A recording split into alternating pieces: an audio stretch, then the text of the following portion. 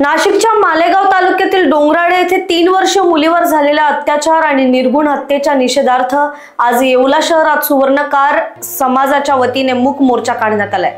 समाजाने दुकाने बंद ठेवून पोलीस स्थानकापर्यंत शांत मोर्चा काढत आरोपीला कठोरात कठोर शिक्षा देण्याची मागणी केली। या भयंकर घटनेने परिसरात मोठी संतापाची लाट पसरली आहे। डोंगराळ तालुका मालेगाव येथे जी अमानवीय घटना घडली, इतक्या छोट्या बालिकेची अत्याचार करून निर्गुण हत्या करण्यात आली, याचा आम्ही संपूर्ण समाज, येवला शहरातील तमाम नागरिक याचा जाहीर निषेध करतो। आमची एकच मागणी आहे की आरोपीला लवकरात लवकर फास्ट ट्रॅकवर खटला चालवून फाशीची शिक्षा झाली पाहिजे।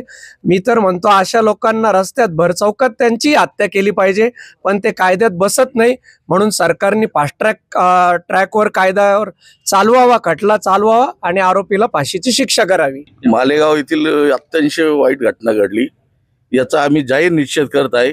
आम्ही पूर्ण सराफ बाजार याच्यात सहभागी आहे आणि अशा नरधमाला फाशीची नाही तर भर रस्त्यात उभं कापायला पाहिजे। आज आम्ही येवला तालुका सराफ बाजार बंद करून प्रांत साहेबांना आणि पोलीस निरीक्षक यांना निवेदन देत आहे।